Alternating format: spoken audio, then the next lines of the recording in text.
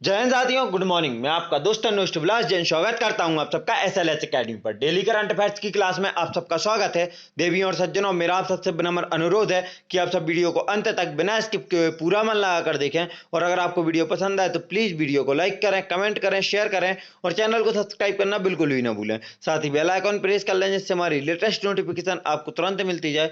दोस्तों याद रखें, आपको वीडियो कैसी लगी इसका फीडबैक आप कमेंट बॉक्स में ही दें और कमेंट बॉक्स में जरूर दें, क्योंकि आपके फीडबैक से ही हमें अप्रिसिएशन मिलता है, साथ ही इंप्रूव करने की गुंजाइशें खुलती हैं। अब आपका ज्यादा समय न लेते हुए देखते हैं आज का पहला प्रश्न। आज का पहला प्रश्न है, कर्नाटक के नए मुख्यमंत्री के रूप में निम्न में से किसने शपथ ली है? आपके ऑप्शन है ए बासवराज बोम्मई, बी जगदीश शेट्टर, सी लक्ष्मण सावदी और डी प्रहलाद जोशी। तो दोस्तों याद रखें कि कर्नाटक के नए मुख्यमंत्री के रूप में बासवराज बोम्मई ने हाल ही में शपथ ली है। दोस्तों आपको बता दें कि कुछ दिनों पहले ये कर्नाटक के मुख्यमंत्री, जो पूर्व मुख्यमंत्री थे बीएस येदियुरप्पा, उन्होंने इस्तीफा दे दिया था। इसलिए अब बासवराव बोम्मई कर्नाटक के मुख्यमंत्री चुने गए हैं। दोस्तों बासवराज बोम्मई कर्नाटक के 23वें मुख्यमंत्री बने। वे बीएस येदियुरप्पा के मुख्यमंत्री पद से इस्तीफा देने के बाद कर्नाटक के गृह मंत्री बासवराज बोम्मई को सीएम पद के लिए चुना गया। पूर्व मुख्यमंत्री एसआर बोम्मई के पुत्र बासवराज कर्नाटक में भाजपा के बड़े नेताओं में शुमार हैं। उन्होंने बम्माराद्दी college of engineering and technology से 1982 में बीई की डिग्री ली। वे कर्नाटक विधानसभा के 2004 से 2008 तक भी सदस्य रहे हैं।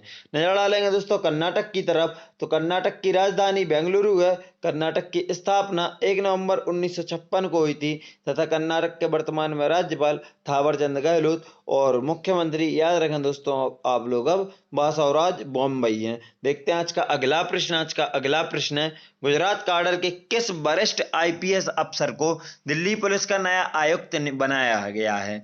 आपके ऑप्शन है ए मनु महाराज, बी चंद्रभूषण सिंह, सी राकेश अस्थाना और डी अरविंद कुमार चौहान। तो दोस्तों याद रखें कि गुजरात काडर के वरिष्ठ अधिकारी आईपीएस अफसर राकेश अस्थाना को दिल्ली पुलिस का नया आयुक्त बनाया गया है। अस्थाना गुजरात कैडर के 1984 बैच के वरिष्ठ आईपीएस हैं। राकेश अस्थाना ने झारखंड के नेतरहाट विश्वविद्यालय से पढ़ाई की है। 1984 बैच के आईपीएस अधिकारी राकेश अस्थाना ने मैट्रिक की परीक्षा पास करने के बाद रांची के सेंट जेवियर कॉलेज से पढ़ाई की थी। सीबीआई और बीएसएफ के महानिदेशक रहे राकेश की गिनती तेज तर्रार अधिकारियों में होती है और राकेश अस्थाना ने चारा घोटाला मामले में लालू यादव के खिलाफ चार्जशीट दाखिल किया था। दोस्तों इस क्वेश्चन से जो ज़्यादा इंपॉर्टेंट पॉइंट्स तो नहीं है इस डिटेल में, लेकिन जो इंपॉर्टेंट है वो आपको याद रखना है। अगर आपसे पूछा जाता है कहीं कि चारा घोटाला मामले में लालू यादव के खिलाफ चार्जशीट दाखिल किसने किया था, तो आपको याद रखना है कि इन्हीं राकेश अस्थाना ने किया था। और साथ ही ये पहले सीबीआई और बीएसएफ के महानिदेशक रह चुके हैं। देखते हैं आज का अगला प्रश्न। आज का अगला प्रश्न है, यूनेस्को ने किस राज्य में स्थित हड़प्पा युग के महानगर धौलावीरा को विश्व धरोहर सूची में शामिल किया है? आपके ऑप्शन है ए बिहार, बी पंजाब, सी तमिलनाडु, डी गुजरात। दोस्तों याद रखें यूनेस्को ने गुजरात राज्य में स्थित हड़प्पा युग के महानगर धौलावीरा को विश्व धरोहर सूची में शामिल किया है। इस लिस्ट में शामिल होने की रेस में धौलावीरा के साथ ईरान से हवारामन, जापान से जोमोन, जॉर्डन से एससॉल्ट और फ्रांस से नाइस शामिल थे। इससे पहले तेलंगाना का काकतीय रुद्रेश्वर मंदिर विश्व धरोहर में शामिल किया गया है। 2014 से भारत के 10 प्राचीन स्थलों की विश्व धरोहर की लिस्ट में शामिल किया गया है। और दोस्तों याद रखें कि धौलावीरा यह 40वां स्थान बन गया है भारत का, जो यूनेस्को की विश्व धरोहर सूची में शामिल किया गया है। बहुत अच्छे से याद रखें, यह 40वां स्थान है। हड़प्पा काल में धौलावीरा शहर की विशेषता उसके बंदरगाह की वजह से थी। बंदरगाह से संचालित समुद्री मार्ग द्वारा अंतरराष्ट्रीय व्यापार धौलावीरा की प्रमुखता की खास वजह थी। तो याद रखना है दोस्तों, धौलावीरा एक प्रकार से बंदरगाह था हड़प्पा काल में, जो गुजरात वासियों के व्यापार के लिए बहुत काम आता था। और यह किस राज्य में, वर्तमान किस राज्य में भारत के, तो गुजरात राज्य में है। दोस्तों अब नजर डालेंगे हम गुजरात की तरफ। तो जैसे हम देख सकते हैं, गुजरात जो कि भारत के पश्चिमी उसमें है, स्थित है। और इसको भारत के साथ लोकेशन देखेंगे यहाँ पर छोटे से में, आप देखिए तो ये गुजरात की लोकेशन है। इसकी अगर सीमाएं देखें तो पाकिस्तान से अंतर्राष्ट्रीय सीमा तथा राजस्थान, मध्य प्रदेश, गुजरात, 3 राज्यों तथा दमन एवं दीव से इसकी सीमा लगती है। दोस्तों अब नजर डालेंगे हम गुजरात के जनरल इंट्रोडक्शन मतलब सामान्य परिचय पर। तो गुजरात की राजधानी गांधीनगर है। गुजरात की स्थापना 1 मई 1960 को हुई थी। गुजरात के राज्यपाल वर्तमान में श्री आचार्य देवव्रत तथा मुख्यमंत्री विजय रूपाणी हैं। पड़ोसी राज्य दोस्तों राजस्थान, मध्य प्रदेश, महाराष्ट्र, दमन एवं दीव और दादरा और एवं नगर हवेली है। दोस्तों लोक नृत्य देखें अगर गुजरात के, तो गरबा, दांडिया, भवई, रासलीला, लास्या, पणिहारी आदि यहाँ के लोक नृत्य हैं। नदियां देखें तो साबरमती, माही, नर्मदा, ताप्ती, सरस्वती यहाँ की प्रमुख नदियां हैं। वैसे आपको और भी याद रखनी है तो अब लूणी जो राजस्थान से बह के आती है, आपको वह भी याद रखना है कि वह कच्छ के रण में समाप्त हो जाती है। दोस्तों राष्ट्रीय उद्यान देखें तो गिर वन्यजीव अभ्यारण्य, नल सरोवर पक्षी अभ्यारण्य, कृष्ण मृग राष्ट्रीय उद्यान, मैरीन राष्ट्रीय उद्यान, कच्छ रेगिस्तान वन्यजीव अभ्यारण्य, बेलावदार राष्ट्रीय उद्यान और बसंदा राष्ट्रीय उद्यान यहाँ के राष्ट्रीय उद्यान हैं, जो आपको यह भी याद रखने हैं। अब अगर यहाँ के शहरों के उपनाम बताएं तो आपको बता दें कि गुजरात के अहमदाबाद को भारत का बोस्टन और भारत का मैनचेस्टर कहा जाता है। 2 उपनाम है अहमदाबाद के, तो आपको याद रखना है भारत का बोस्टन और भारत का मैनचेस्टर किसे, अहमदाबाद को। दोस्तों भारत का हीरा शहर सूरत को तथा भारत का कपड़ा शहर भी सूरत को ही कहा जाता है। याद रखें गुजरात को पश्चिम का गहना भी कहा जाता है, तो यह गुजरात का उपनाम है। आप यह पूरे 5 उपनाम याद रखें, भारत का बोस्टन, भारत का मैनचेस्टर अहमदाबाद, भारत का हीरा, भारत का कपड़ा शहर सूरत और गुजरात के पश्चिम का गहना गुजरात को कहा जाता है। आगे देखेंगे गुजरात से जुड़े और तथ्य दोस्तों इंपॉर्टेंट। तो आपको बता दें कि दुनिया के सबसे बड़ा cricket stadium Narendra Modi cricket stadium Gujarat के अहमदाबाद में है। दोस्तों आपको आगे बताएं तो यूट्यूब चैनल पर न्यायिक सुनवाई का लाइव प्रसारण करने वाला भारत का पहला हाईकोर्ट गुजरात उच्च न्यायालय बन गया है। विश्व के सबसे बड़े 30,000 मेगावाट क्षमता वाले मिश्रित नवीन ऊर्जा पार्क की आधारशिला गुजरात के कच्छ जिला में रखी गई है।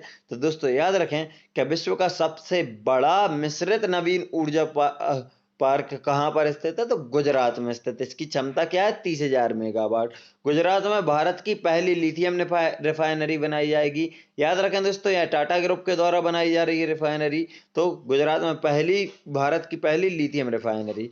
भारत का सबसे बड़ा जिला गुजरात का कच्छ जिला है। याद रखना है आपको, भारत का सबसे बड़ा जिला कौन सा है, कच्छ जिला। गुजरात भारत में कपास, मूंगफली, नमक और दूध का सबसे बड़ा उत्पादक राज्य तथा तंबाकू का दूसरा सबसे बड़ा उत्पादक राज्य। याद रखें बहुत ध्यान से दोस्तों, किस किस का, कपास, मूंगफली, नमक और दूध का सबसे बड़ा उत्पादक राज्य तथा तंबाकू का दूसरा सबसे बड़ा उत्पादक। तंबाकू का सबसे पहला उत्पादक कौन है, तो वह है आंध्र प्रदेश। याद रखना है दोस्तों। विश्व की सबसे बड़ी तेल रिफाइनरी जामनगर रिफाइनरी गुजरात में स्थित है। साथ ही विश्व का सबसे बड़ा व्हाइट सॉल्ट डेजर्ट कच्छ का रण, यह भी गुजरात में ही स्थित है। आगे आपको बताएं तो गुजरात में स्थित बांध बता दें तो गुजरात में सरदार सरोवर बांध नर्मदा नदी पर, जो कि नर्मदा नदी पर बनाया गया सबसे बड़ा बांध है। याद रखना है दोस्तों, सबसे बड़ी परियोजना है। उकाई बांध ताप्ती नदी पर, दांतीवाड़ा बांध बनास नदी पर, धारोई बांध साबरमती नदी पर और कड़ाना बांध माही नदी पर स्थित है। दोस्तों देखते हैं आज का अगला प्रश्न। आज का अगला प्रश्न है 29 जुलाई को पूरे विश्व भर में कौन सा दिवस मनाया जाता है। आपके ऑप्शन है ए अंतर्राष्ट्रीय हाथी दिवस, बी अंतर्राष्ट्रीय बाघ दिवस, सी अंतर्राष्ट्रीय भालू दिवस और डी अंतर्राष्ट्रीय विज्ञान दिवस। दोस्तों याद रखें 29 जुलाई को पूरे विश्व भर में अंतर्राष्ट्रीय बाघ दिवस के रूप में मनाया जाता है। इस दिवस को मनाने का उद्देश्य विश्व में बाघों के निवास स्थान का संरक्षण, विस्तार तथा उनकी स्थिति के बारे में जागरूकता को बढ़ावा देना है। इसे 2010 में रूस में सेंट पीटर्सबर्ग टाइगर समिट में बनाया गया था। याद रखें दोस्तों, विश्व बाघ दिवस की शुरुआत कब की गई? 2010 में। कहाँ से? तो रूस के सेंट पीटर्सबर्ग में जो समिट हुआ था, वहां से शुरुआत होती है कि टाइगर को बचाना है हमें। तो दोस्तों, देश में बाघों की संख्या लगातार बढ़ रही है। हाल ही में राष्ट्रीय बाघ संरक्षण प्राधिकरण के मुताबिक कॉर्बेट टाइगर रिजर्व बाघों की संख्या के मामले में देश के 51 टाइगर रिजर्व में नंबर 1 पर है। दोस्तों, सबसे ज्यादा टाइगर अगर भारत के किस टाइगर रिजर्व में है, अभी आपसे पूछा जाए तो वह कॉर्बेट टाइगर रिजर्व में है। अगर आपसे पूछा जाए कि सबसे ज्यादा टाइगर किस राज्य में है, तो याद रखना भाई मध्य प्रदेश में है। मध्य प्रदेश में टाइगर की गिनती ज्यादा है। और अगर आपसे पूरे विश्व में पूछा जाए कि पूरे विश्व में किस देश में सबसे ज्यादा बाघों की संख्या है, तो याद रखें भाई भारत में ही है, क्योंकि भारत में सबसे ज्यादा टाइगर हैं। जितने कुल टाइगर हैं विश्व में, उनमें से सबसे ज्यादा भारत में है। देखते हैं आज का अगला प्रश्न। आज का अगला प्रश्न है, गूगल की किस पेरेंट कंपनी ने एक नई रोबोटिक्स कंपनी इंट्रिक्सिक शुरू करने की घोषणा की है? आपके ऑप्शन है ए यूट्यूब, बी अल्फाबेट, सी फिटबिट और डी बायमो। तो दोस्तों याद रखें, गूगल की पेरेंट कंपनी ने एक नई रोबोटिक गूगल की पेरेंट कंपनी अल्फाबेट ने एक नई रोबोटिक्स कंपनी इंट्रिंसिक शुरू करने की घोषणा की है। दोस्तों, इंट्रिंसिक रोबोट के लिए विकसित होने वाले सॉफ्टवेयर पर केंद्रित होगी। यह इंट्रिंसिक कंपनी अल्फाबेट की सहायक कंपनी एक्स के भीतर वर्षों के काम के बाद की गई है। बैडी टेन वाइट को इंट्रिंसिक का सीईओ के रूप में नियुक्त किया गया है। दोस्तों याद रखें, इंट्रिंसिक के पहले सीईओ बन रहे हैं, कौन बन रहा है? बैडी टेन वाइट, और इनको बनाया गया है वर्तमान में सीईओ। अल्फाबेट इंक एक अमेरिकी कंपनी है जिसका मुख्यालय माउंटेन व्यू कैलिफोर्निया में है। इसे वर्ष 2015 में गूगल के पुनर्गठन के माध्यम से बनाया गया था। तो दोस्तों याद रखें कि अल्फाबेट की स्थापना कब? 2015 में हुई है। इसका मुख्यालय कहाँ है? तो कैलिफोर्निया में स्थित है। देखते हैं आज का अगला प्रश्न। आज का अगला प्रश्न है, हाल ही में किस राज्य सरकार ने शुद्ध पेयजल उपलब्ध करवाने के लिए ड्रिंक फ्रॉम टैप योजना की शुरुआत की है? आपके ऑप्शन है ए उड़ीसा, बी तमिलनाडु, सी मध्य प्रदेश और डी झारखंड। दोस्तों याद रखें, हाल ही में ओडिशा राज्य सरकार ने शुद्ध पेयजल उपलब्ध करवाने के लिए ड्रिंक फ्रॉम टैप योजना को शुरू किया है। दोस्तों, ओडिशा की जगन्नाथ धाम यानी पुरी शहर के लोगों और दुनिया भर से यहां आने वाले पर्यटकों को अब शुद्ध पेयजल के लिए परेशान नहीं होना पड़ेगा, क्योंकि अब यहां के हर नल से उच्च गुणवत्ता वाला शुद्ध पेयजल मिलेगा। दोस्तों, ड्रिंक फ्रॉम टेप योजना के तहत आपको बता दें कि जो जगन्नाथपुरी है उड़ीसा का, वहां पर शुरुआत की गई इसकी, और वहां पर शहर में नल लगाए गए हैं। आगे आपको पता लगेगा। तो यह प्रोजेक्ट सुजल मिशन के तहत शुरू किया गया। ड्रिंक फ्रॉम टैप योजना का शुभारंभ होने के बाद पूरे शहर के हर नल से स्वच्छ जल की व्यवस्था करने वाला पूरी देश का पहला शहर बन गया है। तो दोस्तों, यहाँ पर जितने भी नल लगे हुए हैं उनसे अब स्वच्छ जल निकलेगा, इसकी गारंटी ली गई है मुख्यमंत्री के द्वारा। और ऐसा करने वाला पहला शहर बन गया है जगन्नाथपुरी, आपको याद रखना है। नजर डालें उड़ीसा की तरफ, तो उड़ीसा की राजधानी भुवनेश्वर है। इसे ही दोस्तों भुवनेश्वर को टेम्पल सिटी ऑफ इंडिया कहते हैं। उड़ीसा की स्थापना 1 अप्रैल 1936 को हुई थी। उड़ीसा के राज्यपाल प्रोफेसर गणेशी लाल तथा मुख्यमंत्री नवीन पटनायक है। दोस्तों याद रखें कि उड़ीसा के बारे में अभी आपको परसों नरसों ही बताया था, तो इसलिए जिसको जो नए हैं वो जाके पुरानी वीडियोस देख सकते हैं, वहां से आपकी जीएस कवर होगी। और ऐसा नहीं है कि करंट अगर 3 दिन पुराना पढ़ लोगे तो वो एग्जाम के लिए आपके लिए बुरा हो जाएगा। या देखते हैं आज का अगला प्रश्न। आज का अगला प्रश्न है, हाल ही में किसने दृष्टि पर सब अब तक के पहले प्रस्ताव को मंजूरी दे दी है? आपके ऑप्शन है ए केंद्र सरकार, बी संयुक्त राष्ट्र, सी यूनेस्को और डी नीति आयोग। तो दोस्तों याद रखें, हाल ही में दृष्टि पर अब तक के पहले प्रस्ताव को संयुक्त राष्ट्र द्वारा मंजूरी दे दी गई है। दृष्टि पर उद्देश्य वर्ष 2030 तक लगभग 1.1 बिलियन लोगों की मदद करना है जो दृष्टि हानि से पीड़ित हैं। साथ ही संयुक्त राष्ट्र ने अपने 193 सदस्य देशों से कहा है कि वे अपने प्रत्येक नागरिकों की आंखों की देखभाल सुनिश्चित करें। विजन फॉर एवरीवन नामक प्रस्ताव को एंटीगुआ, बांग्लादेश और आयरलैंड द्वारा प्रायोजित किया गया है और 100 से अधिक देशों द्वारा सह प्रायोजित किया गया है। संयुक्त राष्ट्र की तरफ नजर डालेंगे दोस्तों, तो संयुक्त राष्ट्र का मुख्यालय न्यूयॉर्क में है। स्थापना संयुक्त राष्ट्र की 24 अक्टूबर 1945 को हुई थी। इसके सदस्य वर्ग वर्तमान में अभी 193 सदस्य देश हैं तथा महासचिव वर्तमान में एंटोनियो गुटेरेस हैं, किसके? संयुक्त राष्ट्र के। देखते हैं आज का अगला प्रश्न। आज का अगला प्रश्न है 1 से 13 अगस्त तक भारत और किस देश के बीच वोल्गोग्राद में संयुक्त सैन्य अभ्यास का आयोजन किया जाएगा? आपके ऑप्शन है ए जापान, बी चीन, सी अमेरिका और डी रूस। तो दोस्तों याद रखें 1 से 13 अगस्त तक भारत और रूस के बीच वोल्गोग्राद में संयुक्त सैन्य अभ्यास का आयोजन किया जाएगा। भारत रूस संयुक्त सैन्य अभ्यास का 12वां संस्करण, जिसे एक्सरसाइज इंद्र 2021 कहा जाता है, यह संयुक्त सैन्य अभ्यास दोनों देशों के द्विपक्षीय सुरक्षा सहयोग को और मजबूत व विकसित करेगा। यह सैन्य अभ्यास में दोनों देशों के 250 कर्मी हिस्सा लेंगे। यह अभ्यास दोनों देशों की सेनाओं के बीच अंतर संचालनीयता और आपसी विश्वास को बढ़ाएगा। दोस्तों यहां से याद रखें आप, यह इंद्र एक्सरसाइज का 12वां संस्करण है। भारत और रूस के बीच में इंद्र एक्सरसाइज का आयोजन होता है।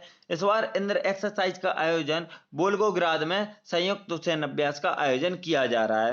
नजर डालेंगे दोस्तों रूस की तरफ, जैसे अब तो रूस को हम देख सकते हैं यह यूरोप महाद्वीप और एशिया महाद्वीप में फैला हुआ देश है, जबकि इसमें इसके एशिया महाद्वीप के हिस्से को साइबेरिया कहते हैं। दोस्तों यह जैसे हमने अभी पढ़ा हुआ है पहले भी कि चीन विश्व में सर्वाधिक देशों से सीमा साझा करता है, तो याद रखें रूस भी विश्व में सर्वाधिक देशों से सीमा साझा करता है, क्योंकि यह दोनों संयुक्त रूप से 14 देशों से सीमा साझा करते हैं अपनी, और इसीलिए इनको यह रिकॉर्ड है कि सर्वाधिक देशों से सीमा साझा करने वाले देश कौन है? तो चीन और रूस। अब नजर डालेंगे दोस्तों रूस की जानकारी की तरफ, तो रूस की राजधानी मॉस्को है, जो कि मोस्कवा नदी के तट पर स्थित है। रूस के वर्तमान में राष्ट्रपति व्लादिमीर पुतिन तथा प्रधानमंत्री दिमित्री मेदवेदेव हैं। दोस्तों याद रखें रूस की मुद्रा रूबल है, और रूस विश्व का क्षेत्रफल के दृष्टिकोण से सबसे बड़ा तथा जनसंख्या के दृष्टिकोण से 9वां सबसे बड़ा देश है। दोस्तों रूस की राजधानी मॉस्को को 5 महासागरों का पत्तन कहा जाता है। रूस विश्व का सबसे बड़ा हीरा उत्पादक देश है। याद रखना है दोस्तों विश्व का सबसे बड़ा हीरा उत्पादक देश कौन सा है? रूस। रूस की अगर अंतरराष्ट्रीय सीमा देखें तो Norway, Finland, Estonia, Latvia, Lithuania, Poland, Belarus, Ukraine, Georgia, Azerbaijan, Kazakhstan, चीन, मंगोलिया और उत्तर कोरिया से रूस की अंतरराष्ट्रीय सीमा लगती है। दोस्तों रूस के साइबेरिया क्षेत्र में कैस्पियन सागर, विश्व की सबसे बड़ी झील, रूस के साइबेरिया क्षेत्र में स्थित है। तो याद रखना है विश्व की सबसे बड़ी झील कौन सी है? कैस्पियन सागर। कहाँ स्थित है? तो रूस के साइबेरिया क्षेत्र में। कैस्पियन सागर से सीमा टच करने वाले, मतलब कैस्पियन सागर इतनी बड़ी है दोस्तों कि 5 देशों से सीमा साझा करती है। तो इन 5 देशों के नाम क्या हैं? तो तुर्कमेनिस्तान, कजाकिस्तान, रूस, अजरबैजान और ईरान। याद रखने की ट्रिक पहले भी बताइए, फिर से बता दूंगा, रूसी ईरानी तुर्की के काजू खाकर बेजान हुई। याद रखना है दोस्तों रूसी ईरानी तुर्की के काजू खाकर बेजान हुई। रूसी से रूस, तुर्की ईरान से ईरानी से ईरान, तुर्की से तुर्कमेनिस्तान, काजू से कजाकिस्तान और बेजान से अजरबैजान। याद रखें विश्व की सबसे गहरी झील बैकाल झील रूस के साइबेरिया क्षेत्र में है, यह भी आपको ही याद रखना है दोस्त। और इंद्र युद्ध अभ्यास भारत और रूसी सेना के बीच आयोजित किया जाता है, यह तो आपको अभी बताया, और इसका 12वां संस्करण 2021 में अभी आयोजित होना है। कब? 1 से 13 अगस्त के बीच में। देखते हैं आज का अगला प्रश्न। आज का अगला प्रश्न है 29 जुलाई को पूरे भारत में कौन सा दिवस मनाया जाता है? आपके ऑप्शन है ए मोहन बागान दिवस, बी राष्ट्रीय विज्ञान दिवस, सी राष्ट्रीय ज्ञान दिवस और डी राष्ट्रीय डाक दिवस। तो दोस्तों आप पिक देख के पहले ही समझ रहे होंगे कि 29 जुलाई को पूरे भारत में मोहन बागान दिवस मनाया जाता है। इसकी स्थापना कब हुई है? तो 1889 में। अब आपको बता दें कि यह इस दिन खास क्या है। तो आज के दिन 132 साल पुराना यह क्लब प्रतिष्ठित 1911 का आईएफए शील्ड टूर्नामेंट जीतने वाला एकमात्र भारतीय क्लब बना था। मतलब 29 जुलाई 1911 को इसने मोहन बागान क्लब ने आईएफए शील्ड टूर्नामेंट जीता था, और यह एकमात्र भारतीय क्लब बना था, इतिहास में पहला। तो दरअसल 110 साल पहले आज ही के दिन मोहन बागान ने आईएफए शील्ड फाइनल में ईस्ट यॉर्कशायर रेजिमेंट को पराजित किया था। क्लब ने इस ऐतिहासिक जीत को जश्न के मनाने के लिए 2001 से हर साल 29 जुलाई को मोहन बागान दिवस मनाने का फैसला किया। तो दोस्तों इसकी शुरुआत कब हुई? 2001 से हुई। और इन्होंने कब जीता था? तो 1911 में जीता था। और यह इसकी स्थापना कब हुई थी? तो 1889 में हुई थी मोहन बागान एथलेटिक क्लब की स्थापना। देखते हैं आज का आखिरी प्रश्न। आज का आखिरी प्रश्न है, केंद्रीय कैबिनेट ने DICJEC संशोधन बिल को मंजूरी दे दी है, जिसके तहत अब बैंक के डूबने पर ग्राहक को कितनी रकम सुरक्षित रहेगी? आपके ऑप्शन है ए 2 लाख रुपए, बी 3 लाख रुपए, सी 4 लाख रुपए और डी 8 लाख रुपए। तो दोस्तों याद रखें कि केंद्रीय कैबिनेट ने DICJEC संशोधन बिल को मंजूरी दे दी है, जिसके तहत अब बैंक के डूबने पर ग्राहकों की 5 लाख रुपए सुरक्षित रहेंगे। केंद्रीय कैबिनेट ने हाल ही में deposit insurance and credit guarantee corporation act DICGEC का फुल फॉर्म अच्छे से याद रखें, deposit insurance and credit guarantee corporation act संशोधन बिल को मंजूरी दे दी है, जिसके तहत अब किसी भी बैंक के डूबने या बंद होने पर ग्राहक को 5 लाख रुपए सुरक्षित रहेंगे। डिपॉजिटर्स को 90 दिन के भीतर यह रकम मिल जाएगी। इसके अलावा यदि किसी बैंक का लाइसेंस रद्द होता है तो बैंक के ग्राहकों को 5 लाख रुपए तक का डिपॉजिट इंश्योरेंस मिलेगा। इस संशोधन बिल को संसद को मंजूरी मिलना बाकी है। तो अभी याद रखें, इस बिल को संसद की मंजूरी अभी पूरी नहीं मिली है। डिपॉजिट इंश्योरेंस में बीते 27 वर्षों में पहली बार बदलाव किया गया है। तो याद रखें, डिपॉजिट इंश्योरेंस में कब? 27 वर्षों बाद बदलाव किया गया है। वीडियो यहीं समाप्त होती है दोस्तों। वीडियो को अंत तक देखने के लिए आप सभी का धन्यवाद। अगर आप सबको वीडियो पसंद आई है तो प्लीज वीडियो को लाइक करें, कमेंट करें, शेयर करें और चैनल को सब्सक्राइब करना बिल्कुल ही ना भूलें। साथ ही बेल आइकॉन प्रेस कर लें, जिससे हमारी लेटेस्ट नोटिफिकेशन आपको तुरंत मिलती जाए। दोस्तों याद रखें कि आप अगर हम सबसे social media like Facebook, Instagram, Telegram पर जुड़ना चाहते हैं तो डिस्क्रिप्शन बॉक्स से लिंक द्वारा आप हमें फॉलो कर सकते हैं। साथ ही अगर आपको इस क्लास की PDF चाहिए तो आप हमारे टेलीग्राम चैनल SLH अकेडमी को ज्वाइन कर सकते हैं। वीडियो को अंत तक देखने के लिए एक बार फिर से धन्यवाद। जय हिंद, जय भारत, आपका दिन मंगलमय हो।